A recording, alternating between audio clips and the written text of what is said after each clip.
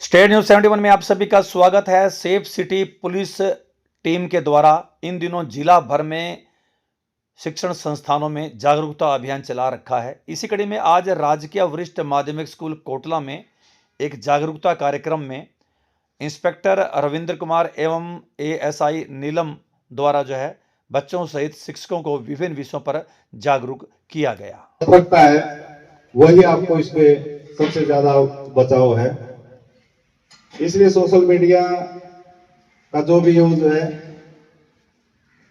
कम से कम उस पर अपना, क्योंकि ये टाइम है आपका लाइफ में कुछ बनने का है। यही वो टाइम है जिसमें आप जिंदगी में जो सपने देखते हो पूरे कर सकते हो, अपना एक उद्देश्य लेके चलोगे उसको पूरा कर सकते हो।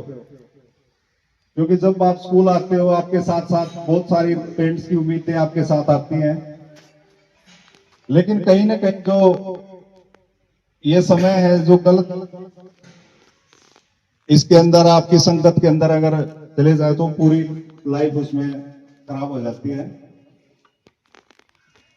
बहुत सारे लड़के हैं जो कहीं ना कहीं सोशल मीडिया के ऊपर किसी भी उसमें ऐप के ऊपर, इंस्टा है, फेसबुक है, आईडी, किसी से दोस्ती होगी, फोटो वायरल कर देते हैं। वो भी एक संगीन अपराध है आईटी धाराओं के अंदर, उसके अंदर 10 साल की सजा है। हम स्कूल कॉलेज इंस्टीट्यूट में 460 के करीब स्कूल कॉलेजों में हम ये प्रोग्राम कर चुके हैं। और आपको मैं बता देना चाहती हूँ बेटे, ऐसा कोई भी स्कूल कॉलेज इंस्टीट्यूट नहीं है जहां से हमारे पास केस नहीं है, रेप के, छेड़छाड़ के, किडनैपिंग के या गुड टच, बैड टच जो भी है। तो क्योंकि आज के समय में अगर यमुनानगर डिस्ट्रिक्ट की बात करें तो यमुनानगर में नशेड़ी व्यक्तियों की संख्या बढ़ रही है, ठीक है। और आज के समय में जितने भी रेप, छेड़छाड़, किडनैपिंग, मर्डर या जो भी क्राइम हो रहे हैं 95% वो लोग करने वाले जिन्हें आप जानते हो। इसलिए बेटे कोई भी व्यक्ति, चाहे कोई महिला है, कोई भी आदमी है, कोई भी लड़का है, महिला का नाम मैंने इसलिए लिया है, आज के समय में जैसे बच्चों को किडनैप करने में महिलाएं भी शामिल है, नशा बेचने में भी शामिल है और नशा देने में भी शामिल है।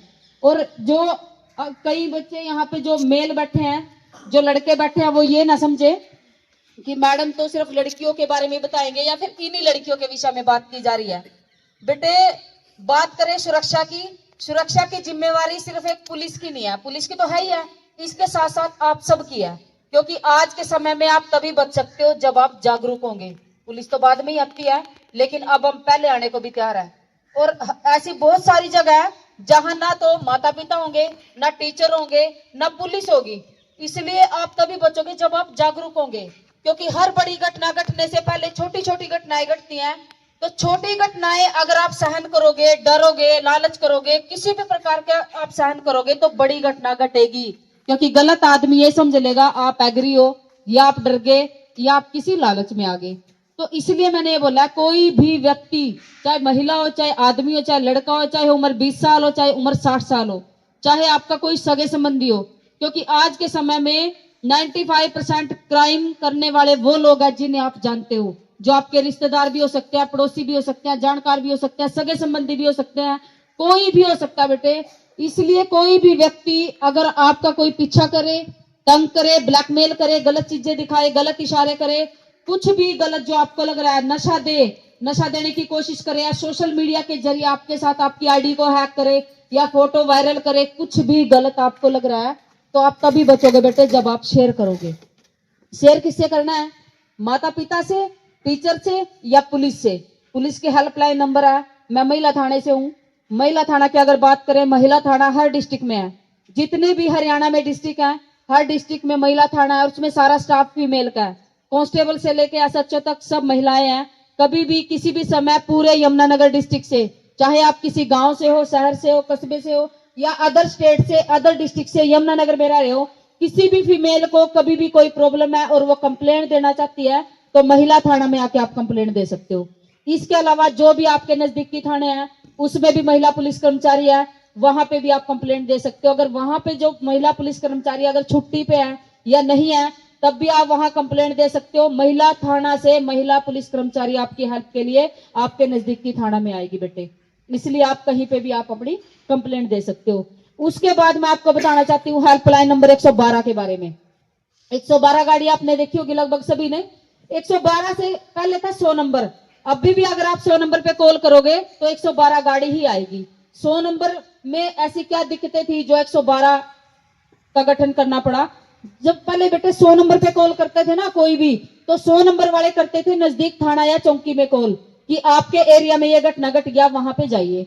अब थाना या चौकी का जो स्टाफ है, कभी छेड़छाड़ में, कभी रेप में, कभी मर्डर में, कभी वीआईपी ड्यूटी, कभी कोर्ट में, ऐसे जाया रहता था, जिसके कारण वो वहां पे पहुंचने में लेट हो जाता था जिसने 100 नंबर पे कॉल किया। इस समस्या को देखते हुए हमारे पुलिस के उच्च अधिकारियों ने 112 का गठन किया है। 112 गाड़ी हर 8 से 10 किलोमीटर के एरिया में घूमती है पूरे हरियाणा में। कभी भी किसी भी समय, चाहे मेल हो फीमेल हो, वर्किंग है नॉन वर्किंग है, अगर आप चाहते हो कि आपके साथ कोई घटना घट सकती है, अब वो पुलिस नहीं है कि कोई घटना घटेगी तब आएगी। अब बेटे हम तब भी आएंगे अगर आपको डाउट है कि मेरे साथ कोई घटना घट सकती है और आप चाहते हो कि पुलिस आपके पास आए, आप पुलिस के पास नहीं जा सकते, तो आपने 112 डायल करना है। 112 गाड़ी 10 मिनट के अंदर आपके पास आएगी। उसके बाद है 112 ऐप। जब 112 हेल्पलाइन नंबर है तो 112 ऐप की आवश्यकता क्यों पड़ी? क्योंकि कई बार सिचुएशन ऐसी आती है बेटे, क्रिमिनल सामने खड़ा है, आप कॉल नहीं कर सकते, तो ऐसी कंडीशन में अगर आप 112 ऐप पे क्लिक करोगे तो 112 के पास आपका अलर्ट का मैसेज चला जाएगा, आपका रूट, आपकी लोकेशन हमारे पास चली जाएगी और बड़ी घटना घटने से बच सकते हैं। जैसे कि मैं जखलाना के एरिया में एक स्कूल में लेक्चर दे के आई थी, वहां की एक लड़की ने घर जाती 112 ऐप डाउनलोड कर लिया अपनी मदर के फोन में, और उसके ठीक एक हफ्ते बाद उसकी सगी ताई ने उसको अपने घर पे बुलाया रात को सुलाने के लिए, क्योंकि वो विडो थी, उसके 2 लड़के थे, दोनों नाइट ड्यूटी पे गए हुए थे। रात के 2 या 3 बजे के करीब उनके घर में 2 आदमी ने एंट्री करी जिसके हाथ में तलवार और चाकू थे, उनके गर्दन पे रख दिया, उनको इतना डराया धमकाया कि अगर शोर मचाया या आप यहाँ से हिले तो तुम्हें काट के रख देंगे, तुम्हारी गर्दन काट देंगे। तो लड़की ने ना चुपचाप, उसकी ताई ने उनको बातों में उलझा लिया कि ऐसा ना करो, हम गरीब आदमी है, ये है वो है। इतने में लड़की ने 112 ऐप पे 2-3 बार क्लिक कर दिया।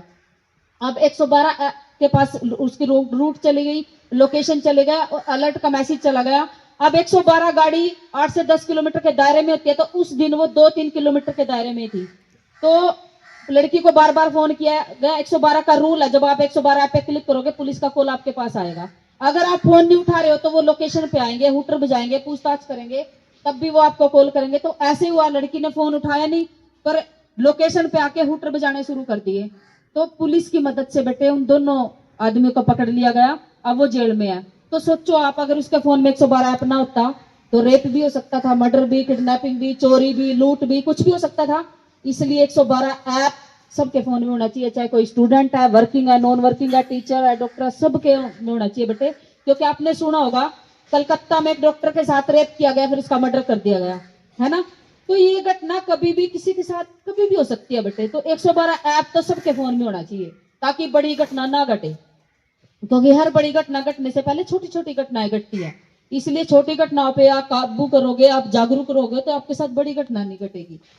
उसके बाद है मोस्ट इंपोर्टेंट ट्रिप मॉनिटरिंग सेवा। अब सदा तो आप स्टूडेंट नहीं रहोगे और आप कॉलेज भी जाओगे, आप जॉब भी करोगे, ये सिर्फ फीमेल के लिए है, चाहे कोई वर्किंग है नॉन वर्किंग है। ट्रिप मॉनिटरिंग सेवा का मतलब है सफर के दौरान महिलाओं की सुरक्षा। अब आपने सुना होगा चलती ट्रेन में रेप हो गया या छेड़छाड़ होगी, चलती बस में छेड़छाड़ होगी। 80% चलती बस में छेड़छाड़ होती है।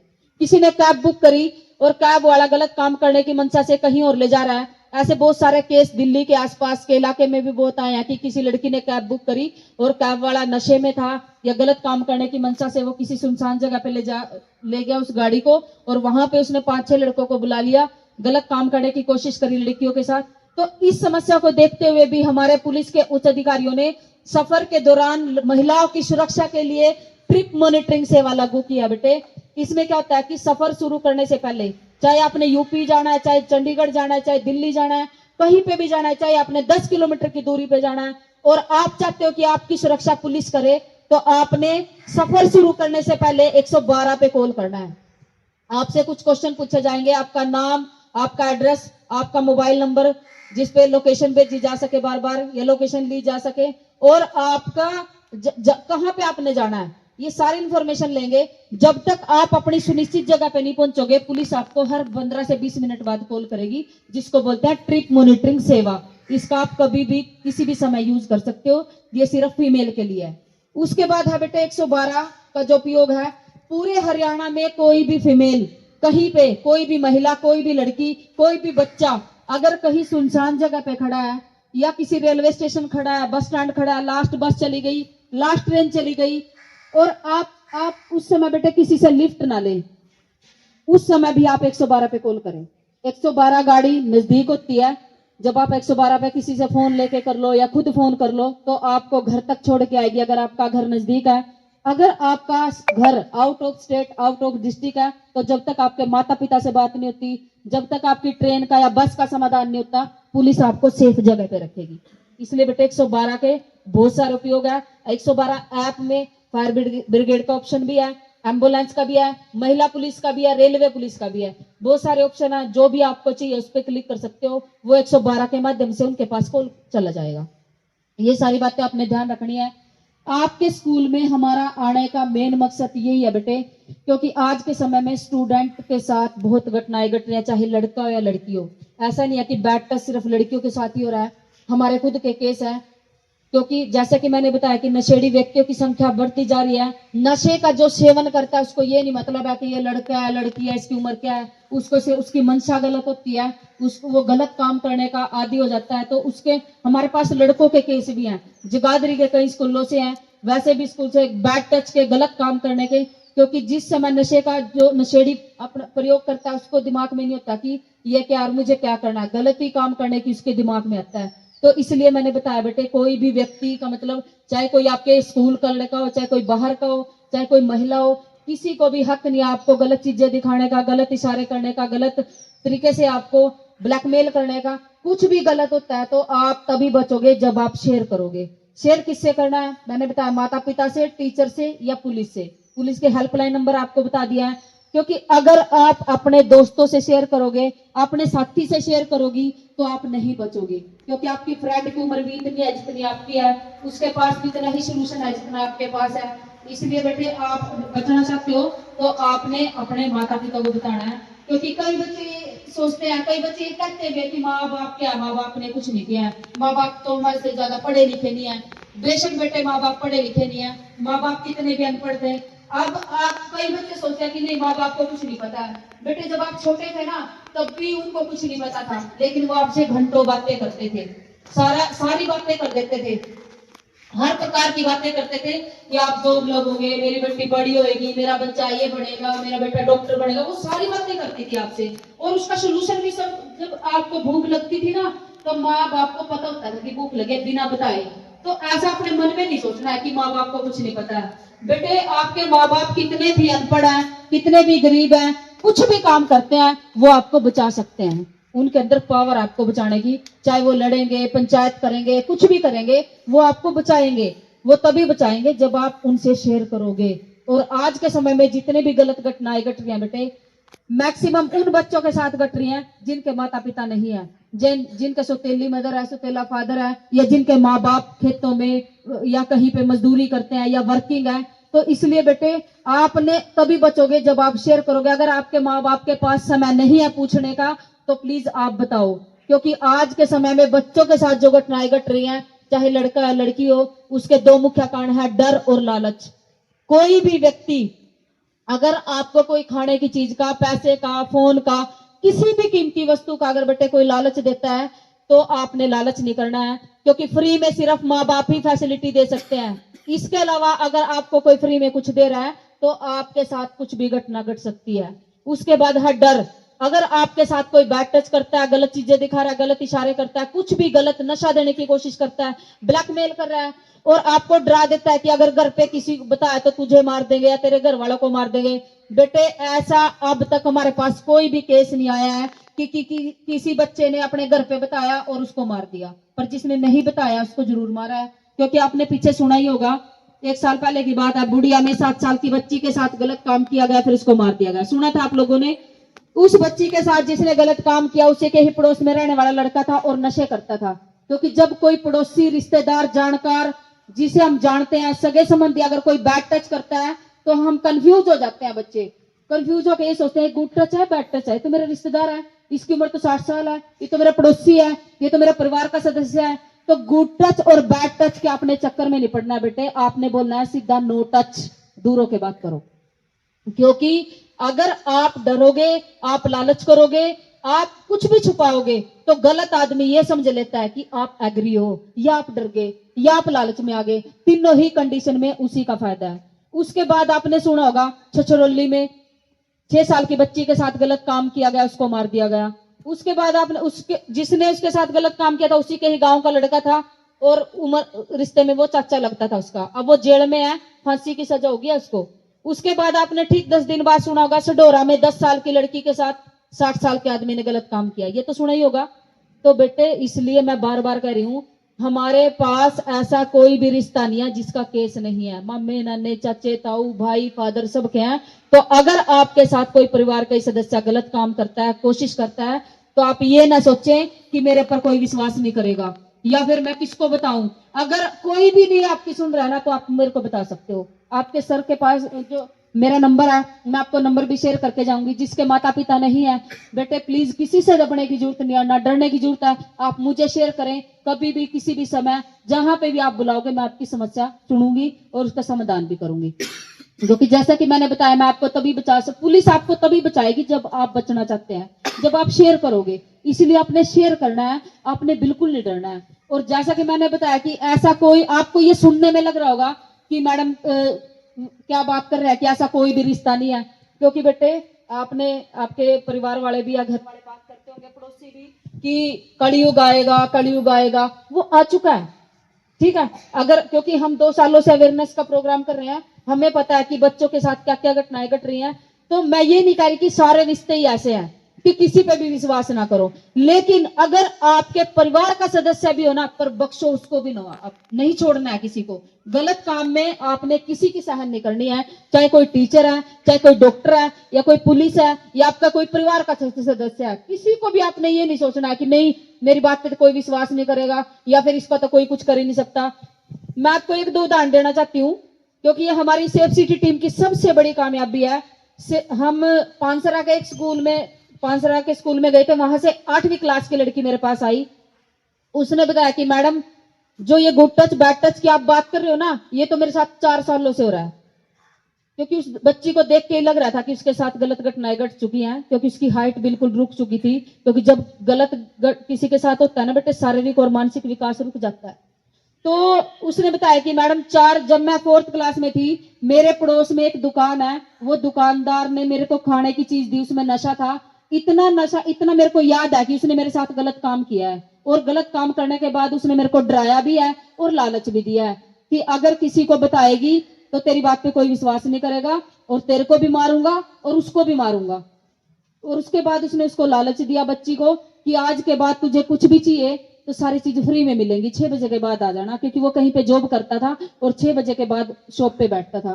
तो बेटे जब लड़की ने मेरे को बताया, मैंने इसकी मदर बुलाई, तो उसकी, जिस गलत काम करने वाले की उम्र 35-40 के करीब थी, मैंने इसकी मदर बुलाई। मदर भी इतनी जोर जोर की रोने लगी स्कूल में, और नीचे ही लेट गई वो रोते रोते। उसने बताया कि मैडम, मेरा पति नहीं है और मेरी 6 लड़कियां हैं, इनका कोई भाई भी नहीं है, फादर भी नहीं है, और जिस आदमी का ये नाम ले रही है ना मैडम, कास्ट में भी हमारे से ऊपर है, राजनीति से समझ रखता है, और बहुत सारे पैसे। मैडम उसका तो, मेरी तो कोई औकात नहीं है, आप भी उसका कुछ नहीं बिगाड़ सकते। 80 किले जमीन क्या है मैडम, आप भी इसका कुछ नहीं कर सकते। मेरी बच्ची की तो लाइफ खराब होगी। फिर मैंने इसको बोला, ज्यादा से ज्यादा क्या हो जाएगा, मेरी ट्रांसफर हो जाएगी, मैं सस्पेंड हो जाऊंगी, और क्या करवा देगा मेरे को, और तो कुछ नहीं करवा सकता। चलो जो भी होएगा मेरे साथ हो जाएगा, आप कंप्लेंट दो मेरे को। बेटे हमने कंप्लेंट ली, महिला थाने में 50/24 FIR नंबर लॉज है। उसको 20 साल की सजा हो गया, वो डिक्लेयर हो गया कि उसने रेप किया है। तो किसी को भी हक नहीं है गलत काम करने का, और आपको डरने की जरूरत नहीं है। कानून इतने आपके साथ है, सारे ऑफिसर आपके साथ है, हम आपके साथ है। आपकी मर्जी के बगैर आपको कोई देख भी नहीं सकता 16 सेकंड से ज्यादा। गलत टच करने की तो बहुत दूर की बात है। इसलिए बेटे लाइफ खराब हो जाती है जो बच्चा सहन करेगा, डरेगा। सगे फुफे का भी हमारे पास केस है, सगे भाई का भी हमारे पास केस है, फादर का भी हमारे पास केस है।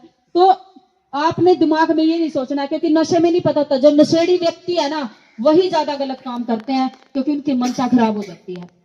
और बेटे क्राइम से बचने की जो जड़ है वो है माता पिता और टीचर। जो बच्चा माता पिता को सारी चीजें शेयर करेगा, अपने फीमेल टीचर से सारी बातें शेयर करेगा या उनके कहना मानेगा, तो बेटे आपके साथ कुछ गलत हो ही नहीं सकता। क्योंकि माता पिता जो छोटी छोटी चीज का सोल्यूशन कर देते हैं। पर दिक्कत यह आ रही है कि आज के समय में बच्चे अपने माँ बाप से ये कहते हैं कि तुमने हमारे लिए कुछ नहीं किया है, क्या करते हो आप हमारे लिए, कहना नहीं मानते अपने माँ बाप का।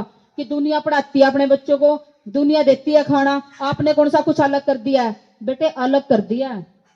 ऐसे हजारों बच्चे हैं, लाखों बच्चे हैं जिनके माँ बाप ही नहीं है, और ऐसे हजारों लाखों बच्चे हैं जिन्होंने सरकारी स्कूल का मुंह भी नहीं देखा बेटे। और आपको दूर जाने की जरूरत नहीं है, आप रेलवे स्टेशन जाके देखो, आप बस स्टैंड जाके देखो, आप किसी मंदिर गुरुद्वारे के बाहर जाके देखो, बच्चे कैसे भीख मांग रहे हैं। तो वो लक्की है या आप लक्की हो? और आज आप जो भाग्यशाली हो ना, अपने माता पिता की वजह से हो। स्कूल में आने से पहले आपकी मदर उठी होगी, आपके लिए खाना बनाया होगा, और आपके पेट भरे है ना आपके माँ बाप की वजह से है ना।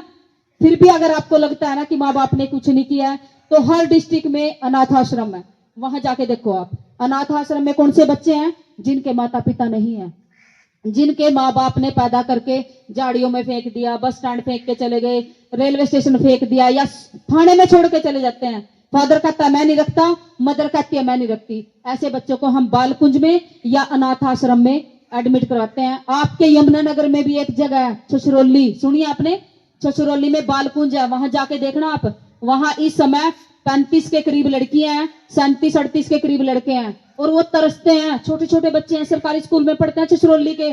और जब मैं पहली बार बालकुंज में गई ना बेटे, मैंने अपनी माँ को फोन करा रोते हुए कि मम्मी जितनी भी गलतियां हो गई ना आज तक माफ कर दे, क्योंकि आपके माँ बाप कितने भी अनपढ़ हैं, गरीब हैं, कुछ भी काम करते हैं, आपको बालकुंज में तो नहीं छोड़ा ना, आपको अनाथ आश्रम में तो नहीं छोड़ा ना, तो आप कैसे कह सकते हो कि माँ बाप ने किया ही कुछ नहीं है? तो बेटे अगर आपके माँ बाप ने आपको बड़ा कर दिया ना, यही सबसे बड़ी बात है। और बड़ा दुख होता है कि जो बच्चा कहता है कि माँ बाप ने किया ही कुछ नहीं है, माँ बाप कुछ नहीं करते। बेटे कुछ बच्चे स्टेटस लगाते हैं, स्टोरी लगाते हैं, फोन देखते हैं। तो बात करें अगर स्टेटस की, स्टेटस का क्या मतलब है? जो आपने कमाया है, जो आपकी इज्जत है। स्टेटस का मतलब है आपकी औकात। और आज के समय में स्टेटस की बात करें तो किसके घर में रह रहे हो आप? माँ बाप के। बिजली का बिल, खाने का खर्चा, कपड़े कौन दे रहा है? माँ बाप। यहाँ जो आप जिंदा बैठे हो किसकी वजह से हो आप? माँ बाप की वजह से। क्योंकि बेटे जिस बच्चे के मन में हो ना कि नहीं पालना पोसना छोटी मोटी चीज है तो कोई बड़ी बात नहीं है, अगर आपके शरीर का एक अंग खराब हो जाए, आपकी आंख, आपका कुछ भी, टांग, आपका हाथ, क्या उसको वापस वैसे ही लेके आ सकते हैं? नहीं लेके आ सकते। ये किसकी वजह से पॉसिबल? आपकी सेफ किसकी वजह से हो आप? अपने माता पिता की वजह से। आप जब छोटे थे ना, हर चीज का ध्यान रखना पड़ता है, बच्चे कहीं गिर ना जाए, कहीं टूट ना जाए, कहीं फूट ना जाए। तो जब आप बड़े होके ये कहते हो ना माता पिता ने किया ही कुछ नहीं है, तो बेटे उस बच्चे को बद्दुआओं से कोई नहीं बचा सकता, और ना वो बच्चा कामयाब हो सकता। क्योंकि कामयाबी की जो पहली सीढ़ी है ना, मैं कोई लेक्चर नहीं दे रही हूँ बेटे, ये एक इंपॉर्टेंट इंफॉर्मेशन है और ये मेरा खुद का अनुभव है। कामयाब होने के लिए जरूरी नहीं है 90% नंबर होने चाहिए, 80% नंबर होने चाहिए। कामयाब होने के लिए जरूरी आपको डिसिप्लिन भी होना चाहिए। और डिसिप्लिन के ऊपर मैं कोई लंबा चौड़े बात नहीं करना चाहती। डिसिप्लिन का मतलब है कि आंख बंद करके अपने माता पिता और टीचर का कहना मानना है। क्योंकि माता पिता और टीचर ही हैं जो हमेशा ये चाहते हैं कि हमारा बच्चा हमारे से ऊपर हो। कोई भी माता पिता, कोई भी टीचर ये नहीं चाहता कि हमारे स्कूल का बच्चा रेडी लगाए, मजदूरी करे, फैक्ट्रियों में काम करे, नशे करे, या किसी भी लड़की का कोई भी टीचर ये नहीं चाहती कि मेरे स्कूल की बच्ची के साथ छेड़छाड़ हो, रेप हो, किडनैपिंग हो, मर्डर हो, फोटो वायरल हो। इसलिए टीचर बार बार टोकते हैं, हेयर स्टाइल के लिए टोकते हैं ना। हमारे समय में भी और आज के समय में भी जो भी टीचर जिस चीज के लिए भी टोकते हैं ना बेटे, आज के बाद आप याद रखना, आज से 20 साल बाद आपको वही टीचर, वही माँ बाप याद आएंगे जो आपको सबसे ज्यादा रोकते टोकते हैं। क्योंकि जो आपको सबसे ज्यादा रोकता टोकता है ना, वो आपकी केयर करता है। लिख लो आप इस बात को, आप अपने माइंड में, जो भी आपको रोकता टोकता है ना, वो आपकी केयर करता है। क्योंकि जिसको आपके भविष्य से कोई मतलब नहीं है, आपसे कोई मतलब नहीं है, आपकी करियर से कोई मतलब नहीं है, तो आपको क्यों रोकेगा, क्यों टोकेगा? लेकिन टीचर बेटे हमेशा ये चाहता है कि आप आगे बढ़े, कामयाब होए। इसलिए वो आपको सिर्फ डिसिप्लिन के लिए टोकता है, क्योंकि कामयाबी की पहली सीढ़ी है डिसिप्लिन। और डिसिप्लिन इसलिए हेयर स्टाइल, अच्छा दिखना, अच्छी ड्रेस, क्योंकि हेयर स्टाइल बेटे छोटी मोटी चीज नहीं है। मैं आपको बता देना चाहती हूँ, आज मैं आपके स्कूल में पहली बार आई हूँ, मैं लिख के दे सकती हूँ कौन सी लड़की बिगड़ चुकी है, कौन सा लड़का बिगड़ने वाला है या बिगड़ चुका है, क्योंकि हेयर स्टाइल से दिखता है आपका क्या स्टेटस है, हेयर स्टाइल से पता लगता है आप किस दिशा की तरफ जा रहे हो। इसलिए टीचर कहते हैं बेटे सिंपल रहो, हेयर स्टाइल ठीक रखो, क्योंकि बेटे जब आप ओवर दिखोगे ना सबसे पहले फंसोगे। अब मैं पहली बार आई हूं, मैं लिख के अलग से अगर खड़ा कर दूं ना लड़के लड़कियों को, टीचर भी और परिवार वाले या पड़ोसी भी साफ बता देंगे कि नहीं मैडम आप सही कर रहे हो, क्योंकि हेयर स्टाइल से पता लगता है आप किस दिशा में जा रहे हो, आप क्या हो, क्योंकि ओवर दिखोगे फंसोगे। इसलिए आपकी टीचर कहती है कि बेटे हेयर स्टाइल सही रखो, क्योंकि आपने देखा होगा जैसा कि सर ने बताया कि जो बाहर गैंगस्टर बैठे हैं वो यहाँ के जो बच्चे हैं उनसे काम ले रहे हैं, क्योंकि किन बच्चों से काम ले रहे हैं, वो जो बच्चा माता पिता का और टीचर का कहना नहीं मानता। दूसरा जो बच्चा ओवर दिखता है, ओवर का मतलब हेयर स्टाइल से पता लगता है कि कौन बच्चा बिगड़ने वाला है, उन्हीं बच्चों का यूज किया जा रहा है गोलियां चलवाने में, नशा बेचने में, गलत काम करवाने में, जो बच्चे माता पिता और टीचर का कहना नहीं मानते। क्योंकि जो बच्चे इनका कहना मानेंगे उसका तो हेयर स्टाइल बढ़िया रहेगा, उस लड़की का भी बढ़िया रहेगा। और बेटे जो बाहर बैठे हैं ना गैंगस्टर, वो बच्चों का यूज कर रहे हैं और वो बच्चे फिर एनकाउंटर में मारे जाते हैं, या उन्हें कोई आपस का ही मार देता है या वो खुद ही मर जाते हैं, तो उनका तो कुछ नहीं बिगड़ रहा है। लेकिन जो बेटे हमारी जनरेशन है सबके एक दो दो बच्चे हैं, और बेटे जब किसी के घर में बच्चे की लाश आती है ना, बच्चा नहीं मरता, माँ बाप मर जाते हैं। अब सर ने रोमिल बोरा के बारे में बताया, रोमिल बोरा ने कितनी गोलियां चलाई थी, और बाहर जो बैठे हैं जो गैंगस्टर बैठे हैं वो लालच देते हैं, +2 के जो लड़के हैं, 10th के जो लड़के हैं, क्योंकि इसी में ही बच्चा बिगड़ता है। यही वो उम्र है जिसमें आप कुछ बन सकते हो, यही वो उम्र है जिसमें आप बिगड़ सकते हो। इस उम्र के बच्चों में ही पता लग जाता है कि बच्चा किस दिशा में जाने वाला है, गलत दिशा में जाने वाला है तब भी पता लगेगा, हेयर स्टाइल से अच्छी दिशा में जाना है तब भी पता लगेगा। और उन्हीं बच्चों का वो यूज करते हैं, उनको लालच देते हैं करोड़पति बनने का, पैसे, जॉब का। बेटे कामयाबी का कोई शॉर्टकट रास्ता नहीं है, याद रखना। आप मेरे को देख के सोच रहे होंगे आज जब हम यहाँ पे आए, इंस्पेक्टर साहब आए कि मैडम तो बड़े किस्मत वाले हैं, सर तो बड़े किस्मत वाले हैं, कितनी बढ़िया नौकरी लग रही, कितनी बढ़िया। बेटे किस्मत से नौकरी नहीं मिलती, किस्मत से टीचर नहीं बनते, किस्मत से जज नहीं बनते, किस्मत से कुछ नहीं होता, सब होता है मेहनत से। मेहनत अगर आप करोगे ना, जिस भी बच्चे ने दिमाग में 2 चीजें याद रखना, मेहनत प्लस ईमानदारी, कहीं पे भी जाओ मेहनत प्लस ईमानदारी अगर आपने अपने दिमाग में बिठा ली ना और कर ली, आपको कामयाब होने से कोई नहीं रोक सकता। क्योंकि जैसा कि मैंने बताया कि कामयाब वो पर्सन नहीं होगा जिसके 90% नंबर है, कामयाब वो होगा जो डिसिप्लिन में होगा, और प्लस जिसके साथ माँ बाप की दुआएं होंगी। दुआएं किसको मिलेंगी? जो बच्चा कहना मानेगा, जो टीचर का कहना मानेगा। जो सरकारी स्कूल, कई बच्चों के दिमाग में है कि सरकारी स्कूल का टीचर क्या है, कुछ नहीं, हम तो सरकारी स्कूल में पढ़ रहे हैं। बेटे 90% वो लोग कामयाब है जो सरकारी स्कूल में पढ़े हैं। मैं खुद सरकारी स्कूल में पढ़ी हूँ, और सरकारी स्कूल के जो टीचर है, प्राइवेट के टीचर तो आप भी लग जाओगे जाके किसी छोटे मोटे स्कूल के। सरकारी स्कूल का टीचर का मतलब है एक्सपीरियंस, प्रैक्टिस। आप लग के दिखाना, कितने पेपर क्लियर करने पड़ते हैं, कितने टेस्ट देने पड़ते हैं। और जो आपके टीचर है ना स्कूल के, अपने सब्जेक्ट में मास्टर हैं। आप गूगल से सर्च करोगे कितने ऑप्शन निकलेंगे, आप कंफ्यूज हो जाओगे। अगर ये गूगल बैठे हैं ना, आप इनसे पूछो एक ही ऑप्शन आएगा। तो अगर आप कामयाब नहीं हुए ना, आपकी गलती है बेटे, वो टीचर्स की गलती नहीं है। क्योंकि आप पूछो अगर आपको कुछ नहीं आता, मेहनत करो। मैंने आपको 2 रास्ते बताए हैं, लंबी चौड़ी बात नहीं बताई है। जिसने भी कामयाब होना है ना बेटे, मेहनत प्लस ईमानदारी। ईमानदारी से उठो, पढ़ो, घर के काम करो, माँ बाप का कहना मानो, बस ये सारी चीजें ही आपको कामयाब करेंगी बेटे। क्योंकि सारा खेल सोच का है, सोच ही इंसान को आगे तक पहुंचाती है। क्योंकि बेटे जहां तक आपकी सोच होगी ना, आप वहां तक जाओगे। और सोच को कोई नहीं बदल सकता, सोच को आप ही बदल सकते हो। आपने सीरियल देखे होंगे, आपने सुना भी होगा कि कोई जैसे राक्षस होते थे, वो तपस्या करते थे, वरदान लेते थे विष्णु जी से, ब्रह्मा से, शिव जी से, सुना है? और फिर वरदान लेके उन्हीं को नुकसान पहुंचाने की कोशिश करते थे। अब आपने ये भी सुनी होगी कि जिसको परमात्मा की प्राप्ति होगी उसकी सोच बदल गई, वो अच्छा इंसान हो गया। बेटे देखो, राक्षसों ने वरदान प्राप्त करे, तो जब वरदान प्राप्त करे, साक्षात ब्रह्मा विष्णु महेश उनके सामने थे, उनको वरदान दिए। अगर देखो उन्हें तो बदल जाना चाहिए था, क्योंकि परमात्मा के दर्शन हो गए, वरदान भी मिल गया, तो नहीं बदले ना, क्योंकि सोच को तो परमात्मा भी नहीं बदल सकता, सोच को तो आप ही बदल सकते हो बेटे।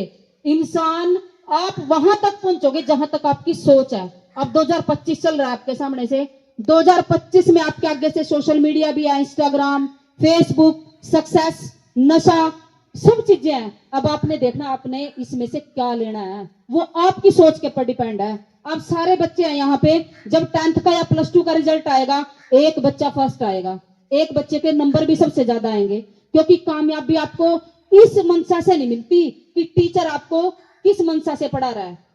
इस कामयाबी आपको तब मिलेगी जब आपकी मंशा कैसी है टीचर के प्रति। कई बच्चे सोचते हैं हमारा ये टीचर तो पड़ोस में रहता है, गांव का ही है, क्या है, कुछ नहीं है, इसको कुछ नहीं आता।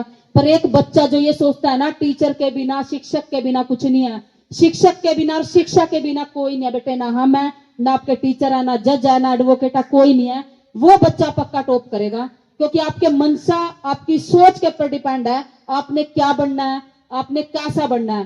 खेल इस चीज का नहीं है, आपको नौकरी चाहिए, आपको पैसा चाहिए, आपको कामयाब होना है, सारा खेल इस चीज का बेटे। आपको कब चाहिए पूछो अपने आप से, और जब आपने कब लगा दिया ना, कैसे लगा दिया, क्यों लगा दिया, तो आपको कामयाब होने से कोई भी नहीं रोक सकता। क्योंकि मेहनत कभी ये नहीं देखती ये हिंदू है, मुसलमान है, सिख है, ईसाई है, गरीब है, अमीर है, इसके घर में कुछ नहीं है या माता पिता नहीं है, ये सब बनने हैं बेटे। जिसने कामयाब होना है ना, उसके आगे छुट्टी का कोई मायने नहीं रखता। क्योंकि जो बच्चा ईमानदार है ना अपने काम के प्रति, या जिसने कुछ करना है, वो कभी छुट्टी नहीं मारेगा, वो कभी बहाने नहीं मारेगा। अब मैं कभी मेरे को पूरा साल हो गया, 2-3 साल हो गया छुट्टी ले, मैं छुट्टी नहीं लेती, क्योंकि मेरे को अपने काम से ना मोहब्बत है। और जब अपने काम से प्यार हो जाता है ना, मोहब्बत हो जाती है, उसका रिजल्ट मिलता है, रिजल्ट भी हमें मिल रहा है। और बेटे हम बच्चों से जुड़ रहे हैं, और हमने 1500 बच्चियों को बचा दिया है बिना एफआईआर हमारी 21 एफआईआर हो गई हैं, जिसमें से एक में 20 साल की सजा भी हो गई है। अगर मैं टाइम पास ही करती, क्योंकि हमारे को ये नहीं है, हमें बोला हुआ है कि आपने 1 घंटा बोलना है, लेकिन मेरा दिल नहीं मानता, मेरी आत्मा नहीं मानती। मेरा ये है कि ईमान, मेरी माँ ने मेरे को ये चीज सिखाई है कि बेटे जिंदगी में ना सिर्फ मेहनत प्लस ईमानदारी, ये 2 चीज करनी है, और फिर देखना रिजल्ट कैसे आता है। किसी भी फील्ड में जाओ, कहीं भी नौकरी करो, ये चीजें याद रखनी बेटे आपने, तभी रिजल्ट मिलेगा। अब आप ये सोच रहे होंगे कि नहीं मैडम तो ऐसे ही कर रहे हैं कि सरकारी स्कूल में पढ़ रहे हैं, ऐसा कुछ नहीं है बेटे। मैं खुद सरकारी स्कूल में पढ़ी हूँ, और आपकी और मेरा अगर कंपेयर किया जाए तो आप मेरे से बेस्ट हो, क्योंकि मैं उस समय जो सरकारी स्कूल था, हम बेटे कट्टे पे बैठते थे, आपके पास तो मैट है, खाना भी मिलता है, कट्टे पे बैठते थे, कट्टे के हमारे बैग थे। आजकल के बच्चे तो कट्टे के बैग देखते ही नहीं कैसे हैं। और जो कट्टे के अंदर बुक है ना, वो ये नहीं देखती इसका धर्म क्या है, इसकी कास्ट क्या है, ये किस जाति से है, कि क्या इसका रंग है, क्या इसकी औकात है, वो तो बेटे रिजल्ट देती है। इसलिए आपने ये नहीं देखना है कि ये होना चाहिए, ये होना चाहिए, मेरे घर में ये नहीं है, वो नहीं। मेहनत करो ना। आपके माँ बाप ने आपको गरीब पैदा कर दिया, उनकी गलती नहीं है, लेकिन अगर आपके माता पिता इस दुनिया में से गरीब चले गए ना, तो आपकी गलती है। इतना जरूर करना बेटे कि अभी आप में से कुछ ना खरीद पाओ किसी भी मॉल में या किसी सिटी में, लेकिन कामयाब, इतना कामयाब जरूर होना है कि आपके माता पिता अगर किसी शहर में, किसी मॉल में या किसी भी शॉप पे जाएं, तो आप ये बोलो कि जो मर्जी खरीदो, बिना टैग देखे, जितनी मर्जी की शॉपिंग करो। ये तभी हो सकता है बेटे जब बिना समय देखे आप पढ़ोगे। समय की कदर करो, क्योंकि अगर आप समय की कदर करोगे ना, तो समय आपकी कदर करेगा। अगर आपने समय की कदर नहीं करी ना, तो समय आपकी जिंदगी खराब कर देगा बेटे। ऐसा समय आएगा, क्योंकि ये एक बहुत बड़ी बात है कि जो चीज हमें आसानी से मिलती है ना, उसकी हम कदर नहीं करते। अगर हमें समय पैसे से मिलता ना, कि ये 5,000 रुपए 1 घंटे का है, या 10,000 रुपए का, तब हमें कदर होती। लेकिन कदर, जो बच्चा कदर कर लेगा ना बेटे, वही आईएएस बनता है, वही आईपीएस बनता है, वही कामयाब होता है। मैं बहुत गरीब फैमिली से बिलोंग करती थी, मेरे को इस चीज में बताने में कोई शर्म नहीं है, क्योंकि किसी ना किसी बच्चे के माइंड में होगा कि मेरे माँ बाप नहीं है, मैं गरीब हूं, पैसे नहीं है, मेरे माँ बाप मजदूरी करते हैं, खाने को कुछ नहीं है, बनने, ये सब बनने है बेटे। क्योंकि जैसा आप अपने माइंड में बीज बोगे ना, आपको वैसा ही फल मिलेगा। मेरी माँ ने और मैंने अपने दिमाग में बीज बोया था सरकारी नौकरी का। अगर मेरे को और फैसिलिटी मिलती ना, तो मैं पता नहीं क्या कर जाती, क्योंकि चाहिए थी सरकारी नौकरी। जब मैं 10 साल की थी, एक बीज बोने में ना, और जब उसका रिजल्ट आता है 5-10 साल लगते हैं बेटे। तो जैसा आप अपने माइंड में बीज बोगे ना, आपको वैसा ही फल मिलेगा। अब आप ये देखो अपने दिमाग में आपने कैसा बीज बोया है। जैसा कि मैंने बताया, मैं इतनी गरीब फैमिली से थी बेटे कि मतलब मेरे माँ बाप खेतों में काम करते थे, जिसको मजदूरी बोलते हैं, जिसको दिहाड़ी मेहनत बोलते हैं। करते होंगे आप लोगों के माँ बाप भी, तो घबराने की जरूरत नहीं है, कुछ भी कर सकते हो आप। सारा खेल सोच का है। मोटिवेशन कहां से मिला? मोटिवेशन मिलता है अपने घर से, अपने माँ बाप से, कमरे से, रसोई से, बाथरूम से, अपनी माँ से, अपने फादर से। अगर आप सोचोगे ना मेरे को देख के मोटिवेशन मिले, या कोई स्पीकर या कोई फोन में देखोगे या किसी से मोटिवेशन, जिसको अपने माँ बाप से मोटिवेशन नहीं मिला उसको किसी से मोटिवेशन नहीं मिल सकता। और मोटिवेशन मेरे को मिला जब मैं 10 साल की थी। 10 साल की थी। मैं आपको 5 मिनट की थोड़ी स्टोरी बता देना चाहती हूँ, ताकि आप अपने माइंड में ये ना सोचे कि मैं कुछ नहीं कर सकती। अरे बेटे बहुत कुछ कर सकते हो, सारा खेल ही सोच का है। मेरे माँ बाप खेतों में से आए काम करके, और मैं भी खेतों में काम करवाती थी, क्योंकि मैं गेम करती थी, गेम भी करती थी स्कूल में जाके, और उसके बाद माँ बाप के साथ हाथ भी बटाती थी। तो एक दिन मेरे माँ बाप खेतों में से आए और आपस में बात कर रहे थे। मैं भी उनकी बातें सुन रही थी, क्योंकि मैं 10 साल की थी। तो मेरी माँ ने मेरे फादर को बोला, क्योंकि मेरे गांव का एक लड़का ना बिजली विभाग में लगा था बेटे, सरकारी नौकरी। और गांव में जब सरकारी नौकरी लगा तो सारे गांव में रुका पड़ जा, ठीक करी ना। और उस दिन भी सारे गांव में रुका पड़ गया, और हमारे गांव में ना लड्डू बट रहे थे। माँ बाप भी लड्डू खा रहे थे, मैं भी लड्डू खा रही थी। तो मेरी माँ ने मेरे फादर को बोला कि काश मेरे चारों बच्चों में से कोई एक सरकारी नौकरी होता, हम भी देख लेंगे कैसी हुआ सरकारी नौकरी। सुना है कि सरकारी नौकरी वालों के पास अच्छे कपड़े, अच्छे मकान, अलमारी, फ्रिज, खाने को सब कुछ होता है। तो मेरे फादर ने मेरे मदर को बोला कि हमारी किस्मत में कहाँ है सरकारी नौकरी, हम गरीब आदमी, सरकारी स्कूल में मेरे बच्चे स्कूल पढ़ रहे, और एक टाइम सब्जी बन जो भी बहुत बड़ी बात है, सरकारी नौकरी कहाँ मिल जाएगी हमारे बच्चों को। तो मैं इस बात को सुन रही थी। तो मेरी माँ ने अपनी चुन्नी उठाई और भगवान के आगे फैला दी।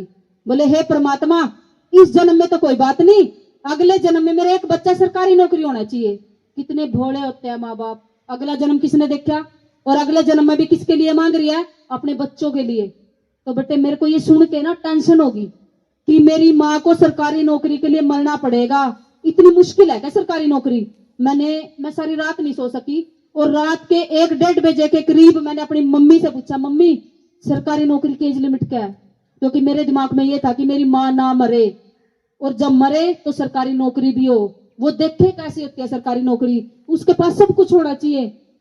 तो मेरी मम्मी ने बोला बेटे क्यों नहीं सोई अब तक? मैं कहा बस सरकारी नौकरी की एज लिमिट बता दे। बोले पता नहीं बेटे, मैं तो अनपढ़ हूं, मेरे को नहीं पता, सो जा। बेटे मैं सुबह उठी, सबसे पहले स्कूल गई, क्योंकि मेरा स्कूल जाने का उद्देश्य ये था, सबसे पहले जो भी मास्टर जो भी मैडम आएगा पूछूंगी सरकारी नौकरी की एज लिमिट क्या है। तो बेटे वहां मेरे साथ इतनी दर्दनाक बात हुई जो मैं आज तक नहीं भूलती, लेकिन उसने मेरे को मोटिवेशन भी दिया है। मेरे स्कूल का एक मास्टर जी आए जो मेरे ही गांव के रहने वाले थे, और मैं उन्हीं के ही खेतों में हम काम करते थे। तो उसने मैंने बोला मास्टर जी नमस्ते, मास्टर जी एज लिमिट क्या सरकारी नौकरी की? बोले तू लगेगी सरकारी नौकरी, खाने को तो दाने नहीं है। बड़ा दुख हुआ सुन के। बोले तेरी औकात नहीं है सरकारी नौकरी लगने की, पढ़ती तो तू है नहीं, क्योंकि बेटे मैं गेम करती थी, और गेम वाला बच्चा 6 महीने स्कूल में 6 महीने बाहर। इतनी इंटेलिजेंट भी नहीं थी, लेकिन दिल में था कि सरकारी नौकरी चाहिए। मैंने सर को बोला सर जी बस आप एक बार एज लिमिट बता दो। बोले ना तू पढ़ती, ना तू ढंग से खेलती, ना खाने को दाने, और तू कैसे लग जाएगी सरकारी नौकरी? चलो अगर तुम सरकारी नौकरी लग भी गई, बड़ा दर्द, इतना दर्द हुआ था ये बात सुन के। बोले अगर तुम्हारे जैसे लोग सरकारी नौकरी लग भी गए, तुम्हारी जीरी कौन काटेगा? हमारे खेतों में काम कौन करेगा? चल दिल्ली बहुत दूर है, सरकारी नौकरी चाहिए। मखा जी एक बार एज लिमिट तो बता दो। बोले 18 साल। मैंने ना थोड़ी सी दूरी गया था मास्टर, मखा मास्टर जी याद रखना आज का दिन, आज की डेट, आज का टाइम 18 साल के लक्का दिखाऊंगी। बोले चल चल पढ़ ले जाके।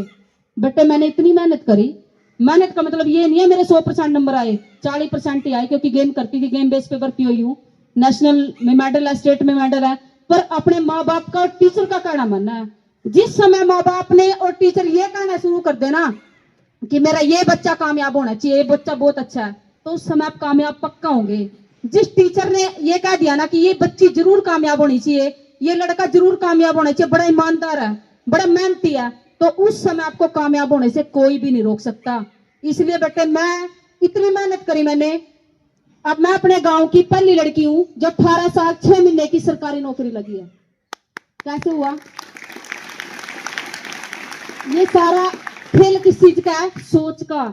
मेरा मेन उद्देश्य बताने का ये था, जहां तक आपकी सोच जाएगी ना वहां तक आप जाओगे। आपकी सोच जहां तक है ना वही खत्म है, और आपकी सोच को परमात्मा भी नहीं बदल सकता। मेरी कोई औकात नहीं है बदलने की, टीचर की और आपके माँ बाप की कोई औकात नहीं है। सोच तो आपको अपनी बदलनी पड़ेगी बेटे अगर आपको कामयाब होना है। और परमात्मा देखो, हर चीज का जवाब मिलता है, हर चीज रिटर्न आती है बेटे। जैसा आप बीज बोगे वैसा फल मिलेगा। जैसा आप अपने माँ बाप के साथ व्यवहार करोगे आपके बच्चे आपके साथ वैसे ही करेंगे। इसी प्रकार मेरे साथ 2-3 साल पहले मेरे पास फोन आया। मैंने उस समय अपने टीचर को जवाब नहीं दिया था क्योंकि मैं छोटी थी और ना मेरे पास इस चीज का कोई आंसर था, लेकिन परमात्मा ने उसको जवाब दिया है। 2-3 साल पहले मेरे पास फोन आया, बेटे मैं आपके गांव का प्रिंसिपल बोल रहा हूँ, पहचाना आपने? मैंने बोला नहीं जी। बोले मैं ना वो आपके मास्टर जी थे ना उसका लड़का बोल रहा हूँ। मास्टर जी तो पूरे हो गए, स्वर्गवास हो गया, आपके लिए खुशखबरी है। मैंने बोला जी बताओ। बोले जी पूरे गांव की बहू बेटियों में से आपको रोल मॉडल के लिए चुना जाता है, अपने स्कूल में आना है। कितनी बड़ी बात है। पूरे गांव में और भी थे, औरों को बुला सकते थे। और मेन बात, किसने फोन किया है मेरे को? किसी और कोई और भी मास्टर फोन कर सकता था, पर किसने फोन किया जो ये कहता था कि तुम्हारी औकात नहीं है नौकरी की, तुम्हारी औकात 0 है, तू कुछ नहीं कर सकती। उसके लड़के से ही परमात्मा ने कहलवा दिया। ये उत्तर है बेटे। प्रकृति के 5 तत्व जिसको परमात्मा बोलते हैं, अल्लाह बोलते हैं, गॉड बोलते हैं, वही देगा वो जैसा आप बीज बोगे, और वो रिटर्न देगा। कोई और मास्टर भी फोन कर सकता था लेकिन उसने ही फोन किया है।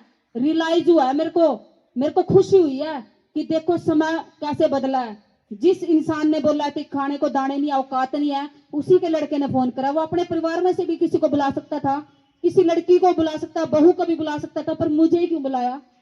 इसलिए बेटे स्टेटस स्टेटस वो नहीं है जो आप लगा रहे हो। स्टेटस लगाने से स्टेटस नहीं बनता बेटे, स्टेटस बनेगा मेहनत करने से। मेहनत ही आपको गरीब से अमीर बना सकती है। मेहनत ही आपको हर वो चीज दिला सकती है जो आप चाहते हो।